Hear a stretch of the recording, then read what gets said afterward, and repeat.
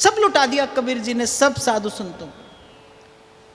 यहाँ वहाँ के सब संत आए कबीर जी के यहाँ से, खूब सामान मिला है। अब वो जो काशी के ब्राह्मण थे उन्होंने कहा अरे दान के सबसे पहले अधिकारी तो हमें, हमको नहीं दिया। सब पहुँच गए कबीर जी की कुटिया में, क्यों रे जुला है, तूने सब साधु संतों को बांट दिया, हमको हमारा हिस्सा नहीं दिया, दान के सबसे पहले अधिकारी हम हैं। जाने कौन कौन से मंत्रोच्चारण करके कबीर जी को नर्क का भय दिखाया। कबीर जी ने कहा राम जी की चिड़िया, राम जी का खेत, खाओ री चिड़िया भर भर पेट। बोले प्रभु की चिड़िया, प्रभु का खेत, प्रभु ने सामान दिया, मैंने प्रभु के प्यारे जनों पर लुटा दिया। आप आते तो मैं आपको भी देता, ना मेरी वस्तु, ना मेरी सामग्री, ना मेरा दान। देनहार कोई और है, भेजत जो दिन रैन। लोग भरम हम पर करें, तासो नीचे ने। पर ब्राह्मणों की समझ में बात कहाँ आने वाली थी। ब्राह्मण तो माने नहीं। अब किस प्रकार इनसे पिंड छुड़ाया जाए। कबीर जी ने कहा कि भाई संसार से बचने का एक ही उपाय है, राम को भजो। हरि का भजन ही है जो संसार के जाल से छुड़ा सकता है। कहत कबीर सुनो भई साधो, सतगुरु नाम ठिकाना है,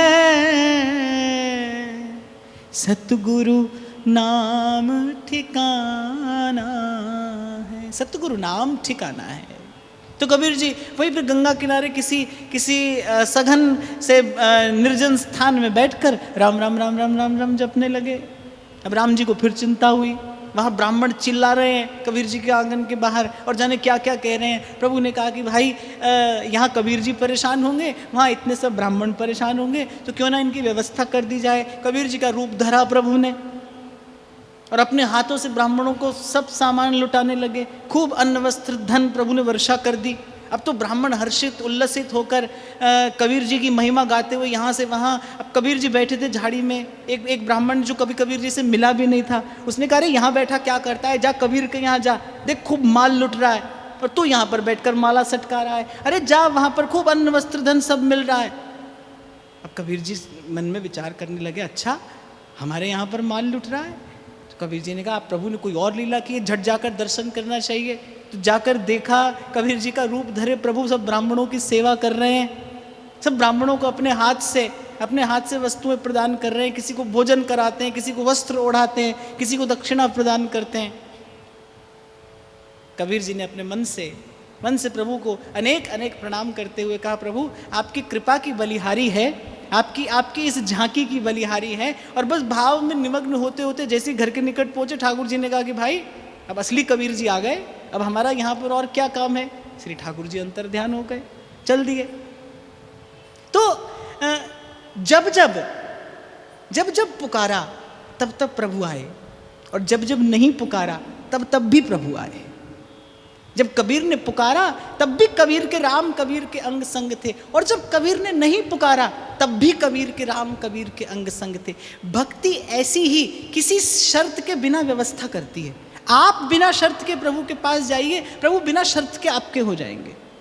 एक तो व्यवस्था है कि भाई आप पुकारोगे तो आएंगे, पर एक व्यवस्था ऐसी भी है जब आपको पुकारने की भी आवश्यकता ना पड़े।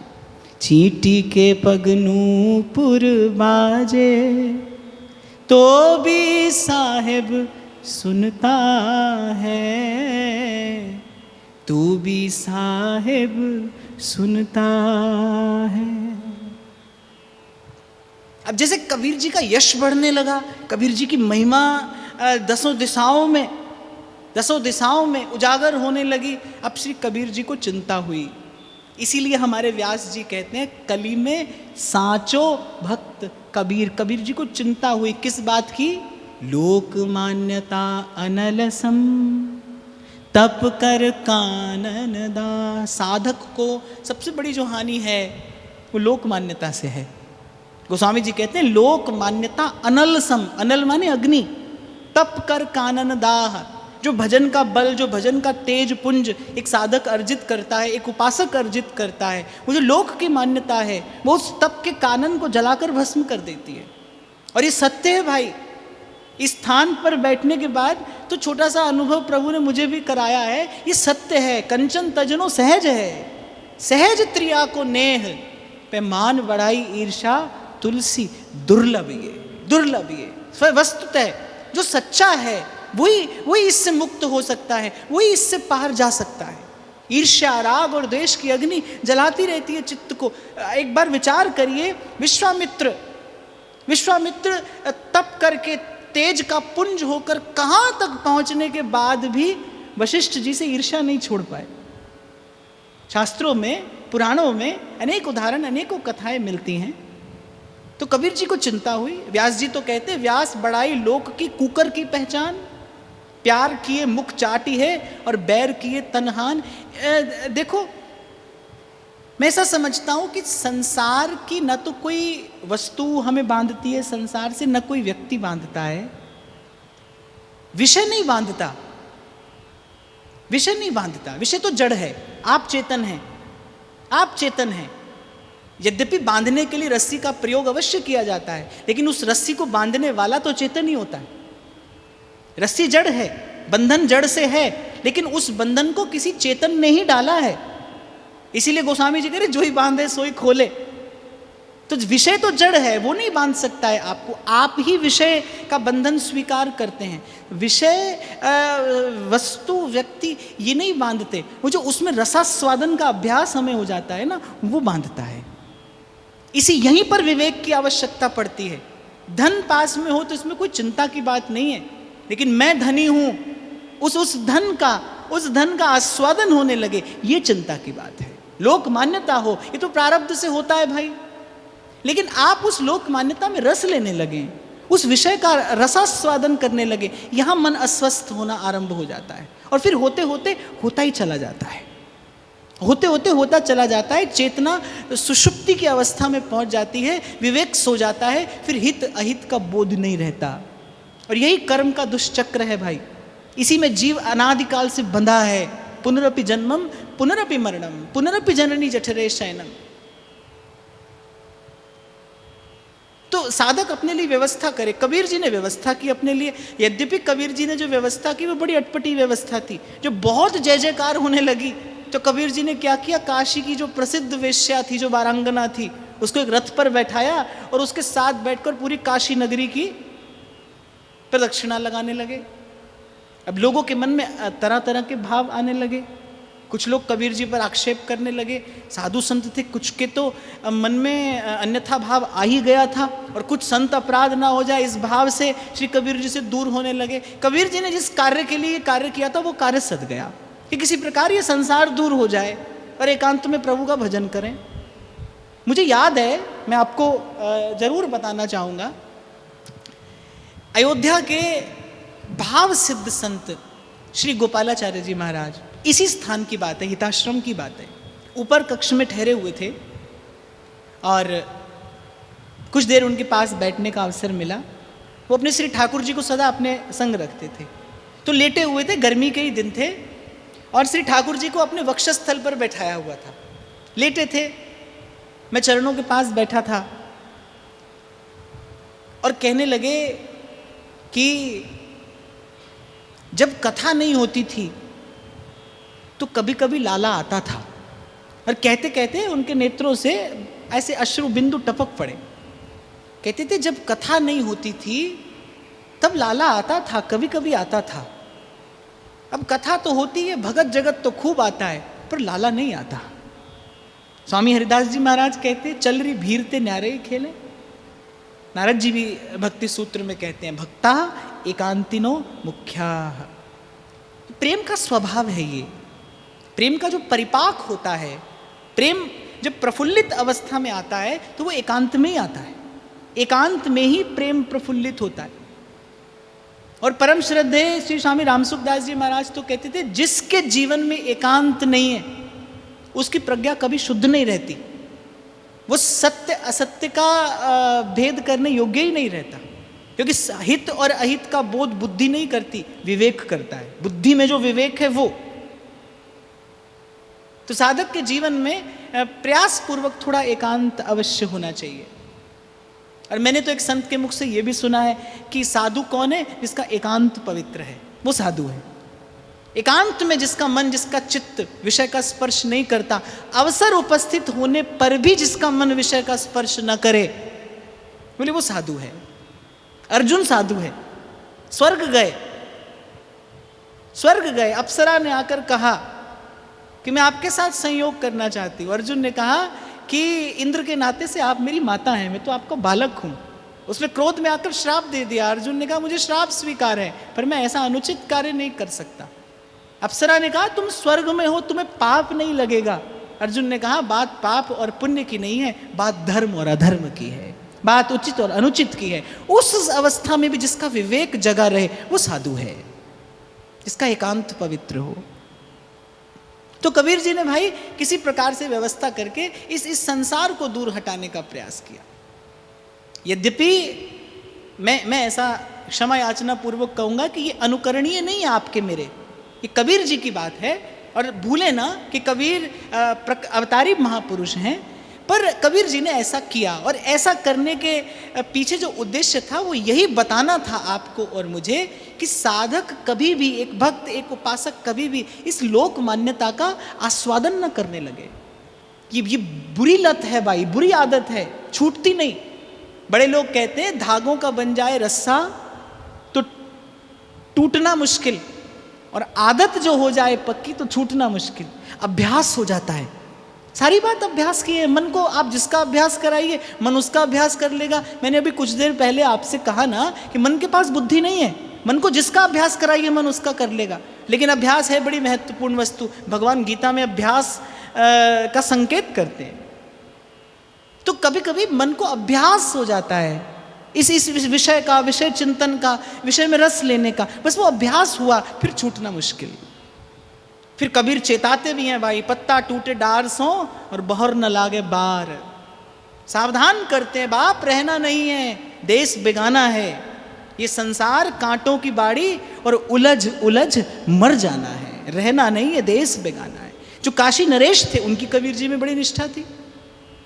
अब वो सीधे सीधे तो कबीर जी को कुछ नहीं कह पाए, लेकिन कबीर जी के प्रति उनके मन में कुछ अवज्ञा, अवहेलना का भाव आ गया। अब कबीर जी ने एक दिन मन में विचार किया कि भाई अनेकों के मन में हमारे प्रति अवज्ञा, अवहेलना का भाव आ रहा है। इस प्रकार किसी न किसी प्रकार से हो सकता है कि किसी गलत या अनुचित सिद्धांत की प्रतिष्ठा ना हो जाए, कल कोई अनधिकारी व्यक्ति ऐसा न कर बैठे, क्योंकि महतजनों को अपने आचरण का ध्यान इसलिए रखना होता है कि लोग उनका अनुसरण करेंगे, अनुगमन करेंगे। तो कहीं कल कोई अनधिकार चेष्टा न करने लगे। तो कबीर जी राजा के दरबार में पहुंचे। अब राजा ने आधे अधूरे मन से प्रणाम किया, बैठने को आसन भी नहीं दिया। कबीर जी दरबार में खड़े थे। कबीर जी को खबर पड़ गई कि भाई राजा के मन में तो अवहेलना का भाव आ गया है, आया हमारे कारण है तो इसे दूर भी हम ही को करना चाहिए। बस झट से कबीर जी ने कहा जल्दी से एक पात्र में जल भर कर लाओ।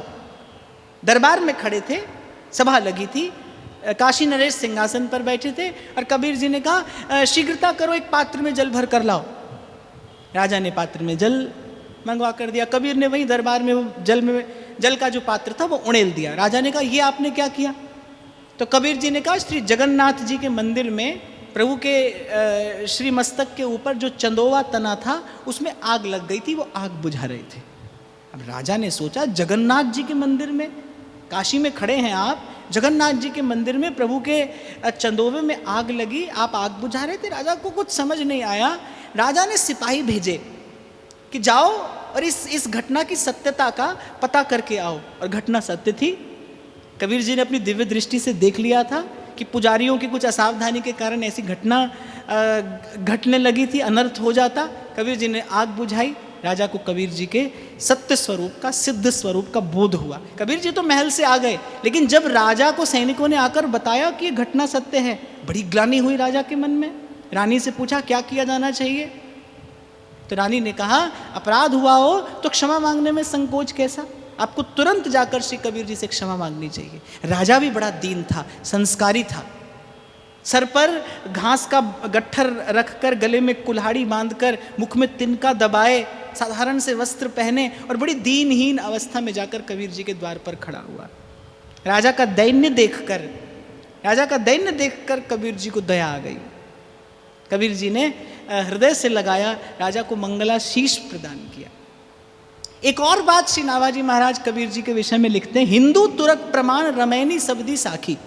अच्छा, कबीर जी ने हिंदुओं को उद्देश्य करके भी कहा, और उस समय जो धार्मिक अव्यवस्था हो गई थी उसी को दूर करने के लिए कबीर जी का प्रागट्य हुआ था। और जो मुसलमान कुछ अनुचित करते थे, कबीर जी ने उन पर भी बड़ी गहरी चोट की। और अद्भुत बात ये थी कि दोनों ही कबीर जी को समान रूप से मानते हैं। आज तक भी हिंदू मुसलमान दोनों कबीर जी का समान रूप से आदर करते हैं।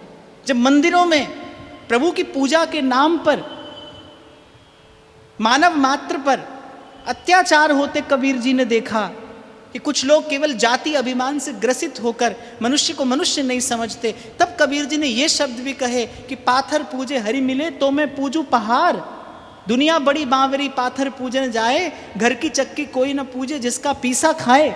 ऐसी बात भी कबीर ने की। और जब मुसलमानों को देखा तो उनको कहने से भी नहीं चूके कि काकर पाथर जोड़ के मस्जिद लई चिनाए और चरचर मुल्ला बांग दे भैरो भयो खुदाए।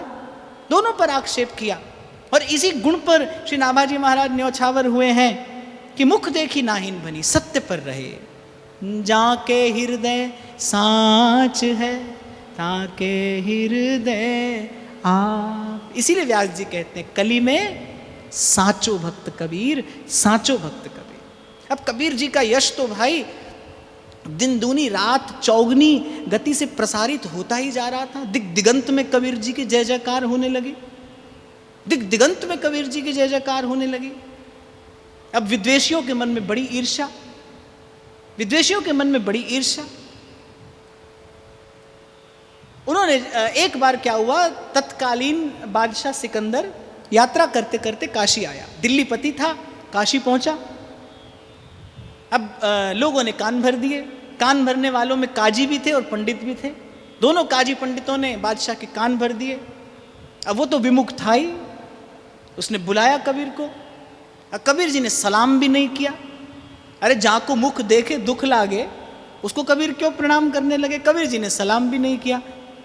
जो मुल्ला काजी थे, जो दरबारी थे, उन्होंने कहा अरे बादशाह सलामत को सलाम करो। कबीर ने कहा हम कोई सलाम नहीं जानते, हम बस अपने राम को जानते हैं। अब वो तो खींच गया। उसने तत्काल कहा उसको इसको मृत्युदंड दे दिया जाए। गंगा जी में डुबाया। कबीर जी निकल कर आ गए। भूखा नाहर कबीर जी पर छोड़ दिया। उसने कबीर जी को आकर प्रणाम कर दिया। कौन कौन से उपक्रम सिकंदर ने नहीं किए। अग्नि में कबीर को जलाया, कबीर कुंदन होकर निकले। अब उसकी जो खीज थी, उसका जो क्रोध था, वो बढ़ता ही जा रहा था। कबीर जी सन्मुख मुस्कुराते खड़े, फिर दरबार में हाजिर। अच्छा, आज तो कबीर जी ने हद कर दी। कबीर जी ने कहा कि बादशाह तू खुदा को मारना चाहता है? अब तो काजियों ने कहा कि इसने तो कुफ्र कर दिया, ये खुद को खुदा कहता है। कबीर जी ने कहा कि बादशाह तू इसलिए सफल नहीं हो रहा है अपने काम में क्योंकि तू खुदा को मारना चाहता है। तो सिकंदर ने कहा कि ऐसा कुफ्र करता है मेरे दरबार में, मेरी आंख के सामने। कबीर जी ने कहा हमारा राम हम में रहता है, हम अपने राम में रहते हैं। राम हम में, हम राम में, राम हमारा, हम राम के, हम राम और राम हम। अब सिकंदर ये सब कहाँ समझता।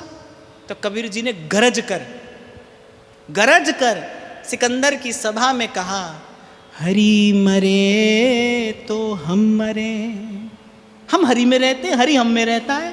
अब हरि मरे तो हम मरे, हरि मरे तो हम मरे, नहीं तो हमरी मरे बलाए।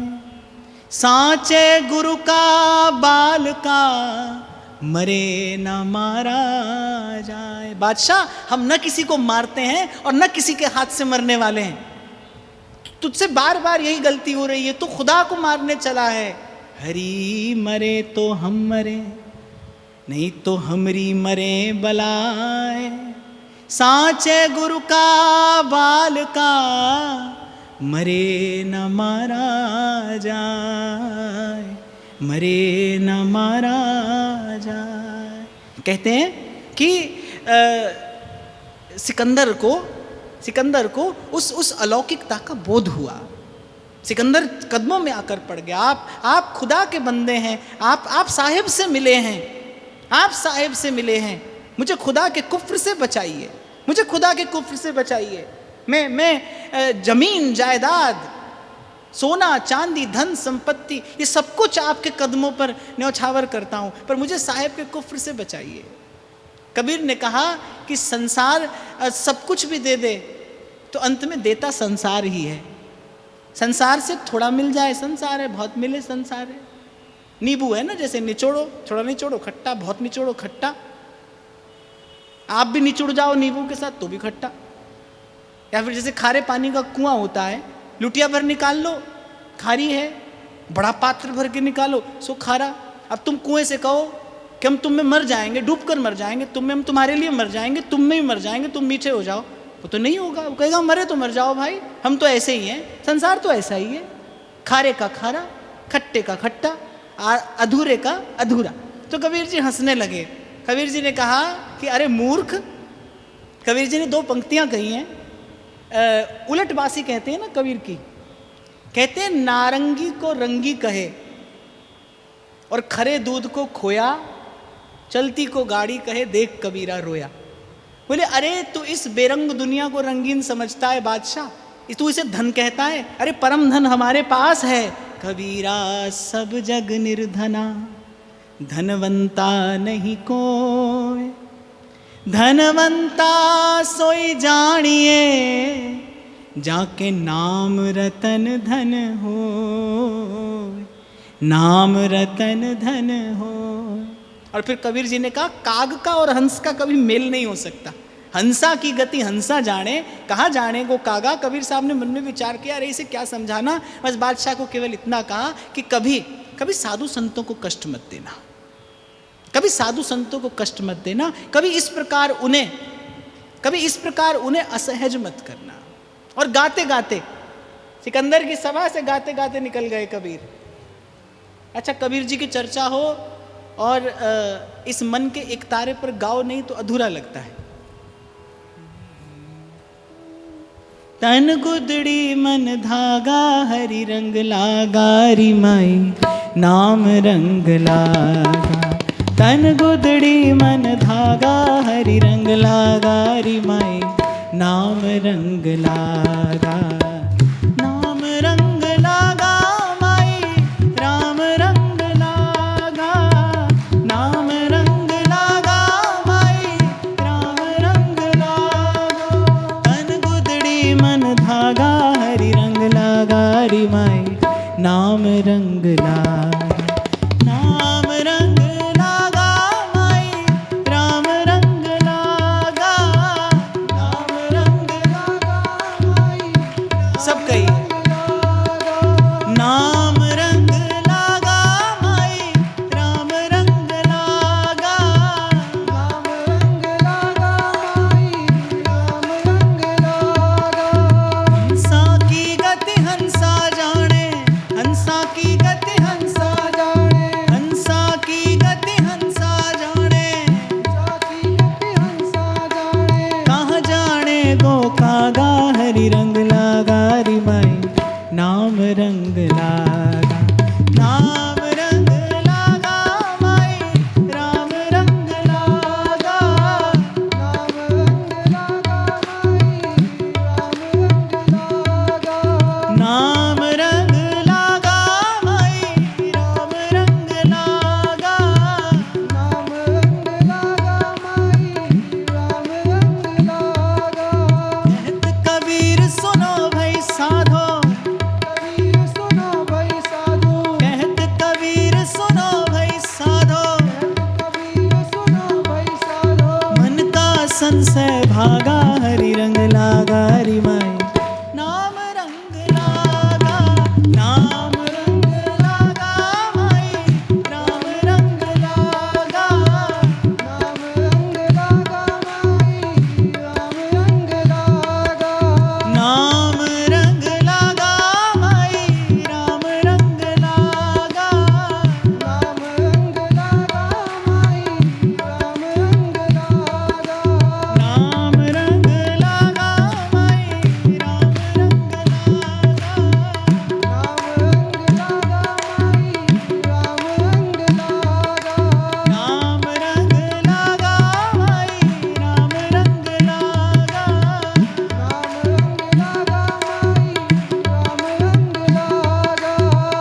और भीतर बाहर उसी रमते राम रमैया की जय जयकार करते करते कबीर बादशाह के दरबार से निकल गए।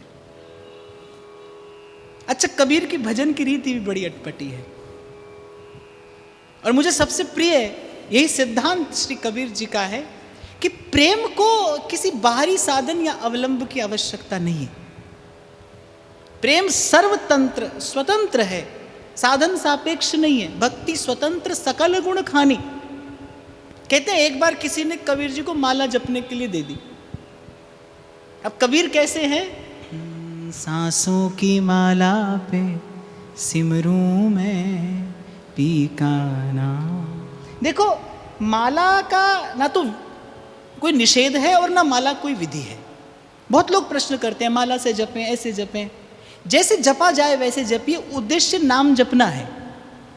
माला से जपा जाए माला से जपिए। अब मैं माला से नहीं जप पाता हूँ, मुझे बिना माला के अनुकूल पड़ता है, तो जैसे अनुकूल हो वैसे जपिए, उद्देश्य भजन करना है। बस बात यह है, जिस विधि से प्रभु हाथ आए उस विधि से उन्हें हाथ में ले लीजिए। बड़ी बात, जो मुख्य बात है, प्रमुख बात है, वो भजन है। कैसे भी हो। तो किसी ने कबीर जी को माला दे दी। अब कबीर जी को तो माला जपने का अभ्यास नहीं था। अब माला जो थी वो अब जाने टूट गई कि जाने छूट गई। अब किसी ने कहा अरे माला तोड़ दी, माला छोड़ दी। और कबीर क्या कहते हैं? भला भया मेरी माला टूटी, अरे भला भया मेरी माला टूटी। कबीर कहते अरे माला का ध्यान रखूं या हृदय में बैठे अपने प्रियतम का? भला भया मेरी माला टूटी, मैं राम भजन से छूटी, मेरे सर से टली बला।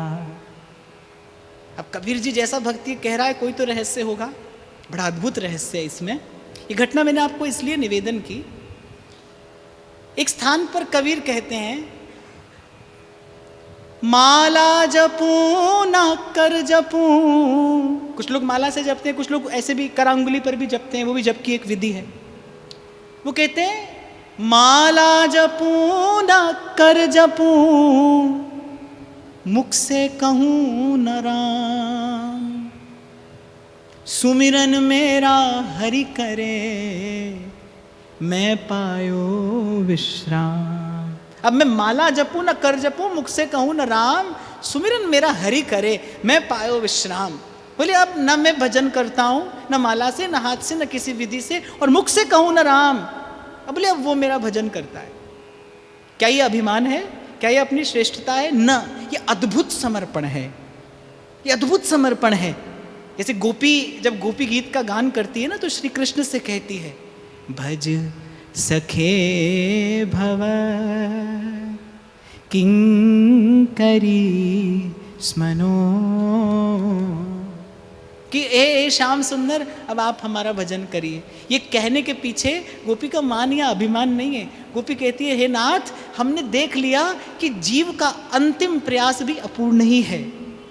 वो अपूर्ण है, वो जो करता है वो अपूर्ण है, और अपूर्ण प्रयास से आप नहीं मिलते, आप तो अपनी कृपा से मिलते हैं।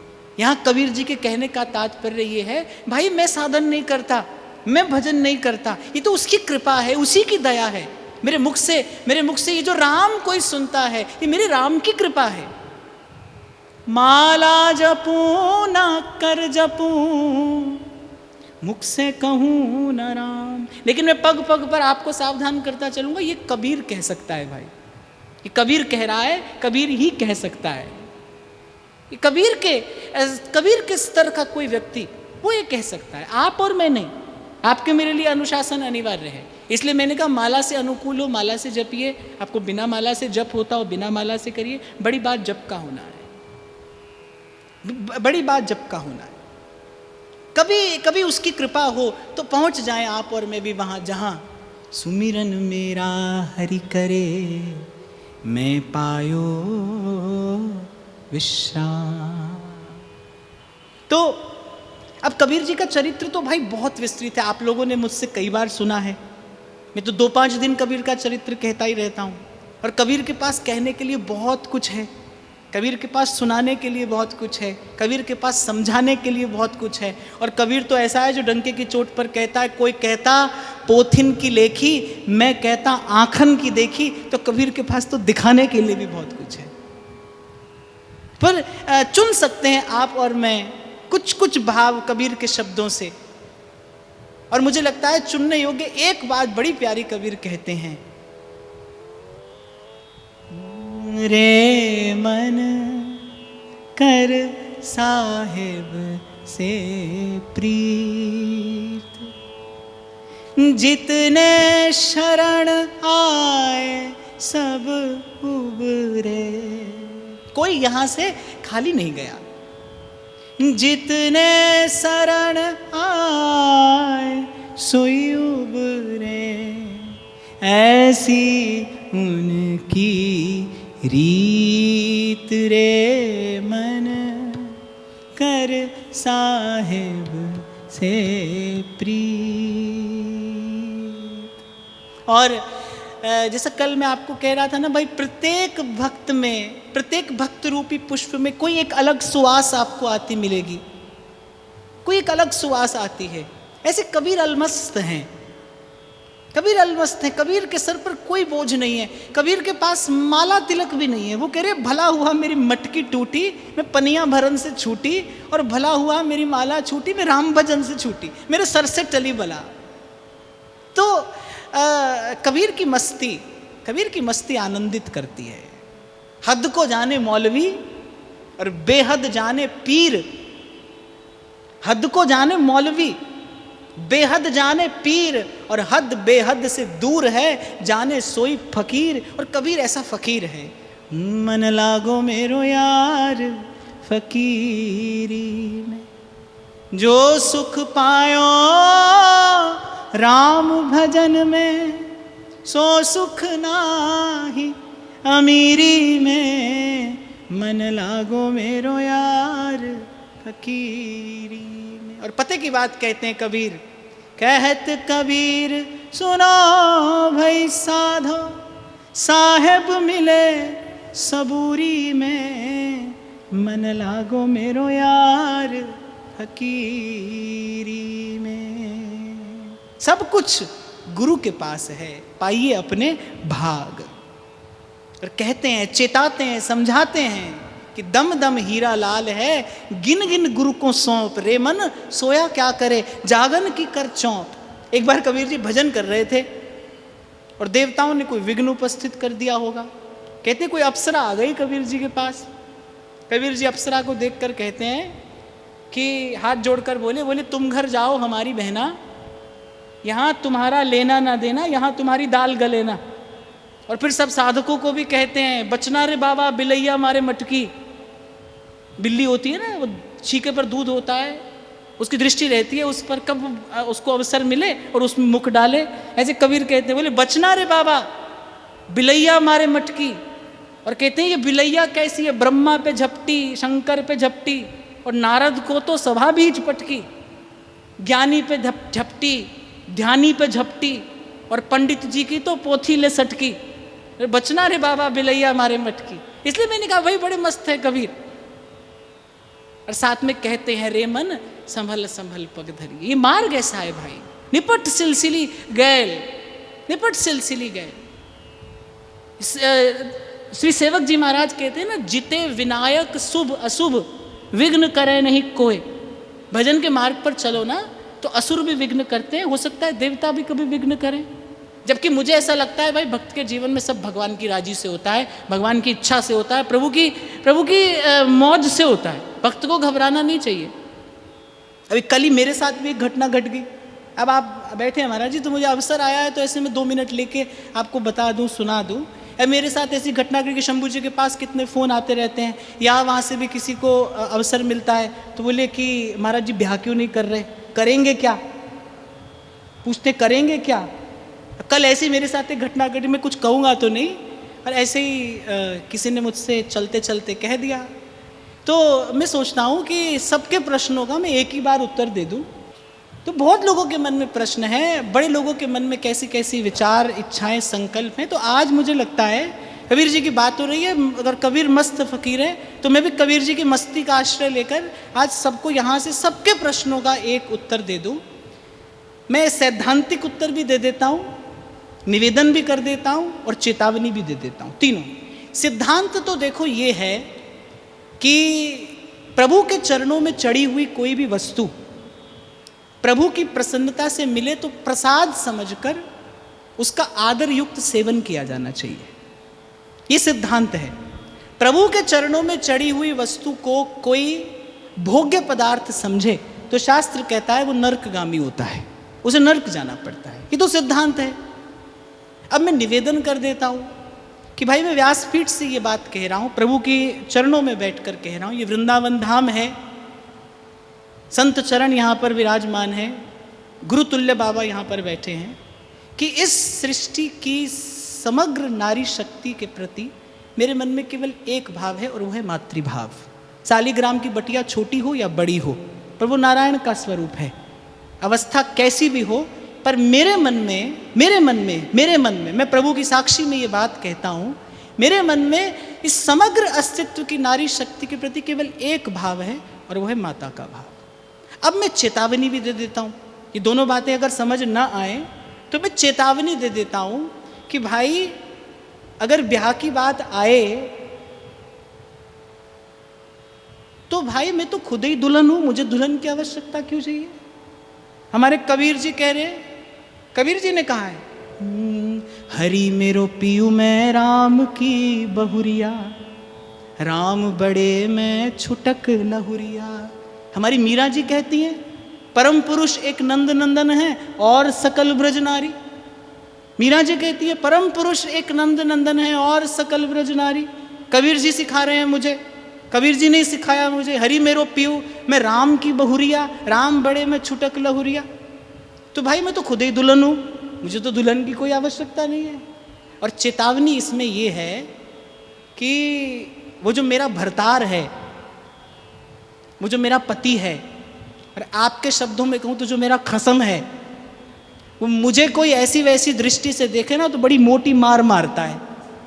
अरे जाने कितने जन्मों ठोकर खाने के बाद गुरुजनों की कृपा से ये ठौर मिली है, ये ठिकाना मिला है।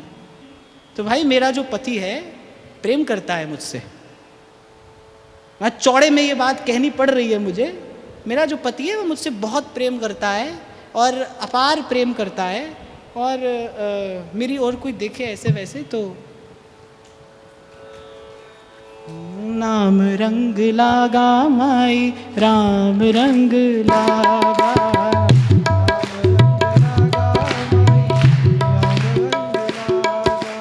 नाम रंग लागा माई राम रंग लागा, नाम रंग लागा माई राम रंग लागा, नाम रंग लागा माई राम रंग लागा।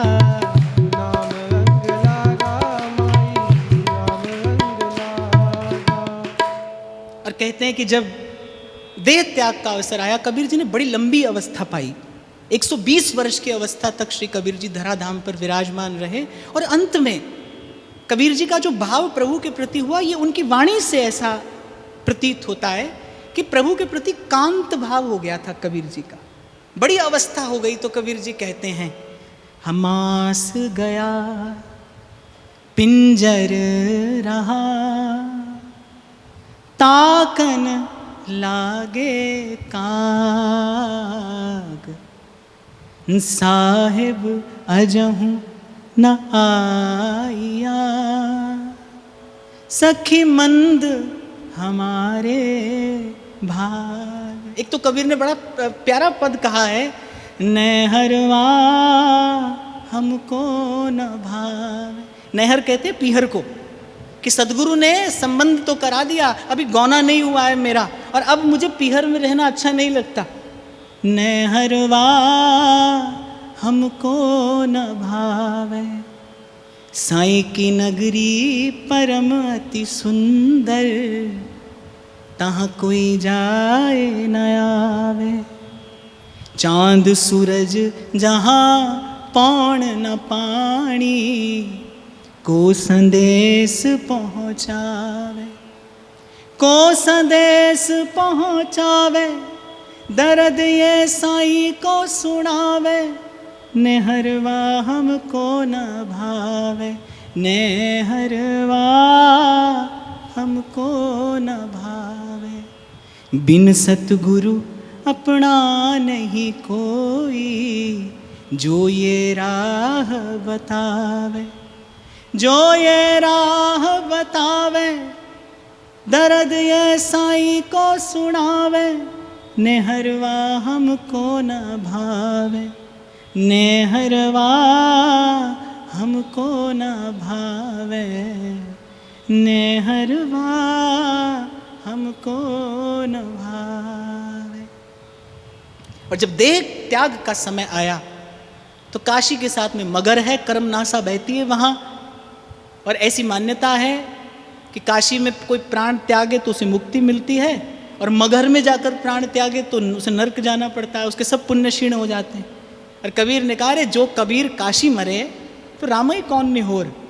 बोले अगर मैं काशी में प्राण त्याग करके भगवत धाम को जाता हूँ तो फिर ये महिमा किसी और की हो जाएगी, और मैं तो अपने राम के भजन के बल पर ही अपने राम के निकट जाऊँगा। और कहते हैं कि जिस प्रकार प्रागट्य हुआ उनका, उसी प्रकार उनका प्रयाण भी हुआ अलौकिक रीति से। पुष्पों की सज्जा बनाकर कबीर जी पहुँच गए और मिलो पौन में पौन।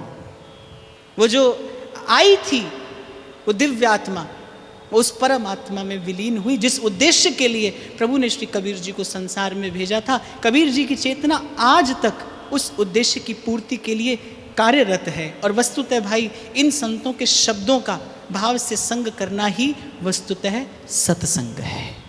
आज का भाव यही श्री प्रियालाल के श्री चरणों में निवेदन करते हुए, महाराज श्री के चरणों में प्रणाम करते हुए आप सबके हृदय प्रेम प्रभु को नमन।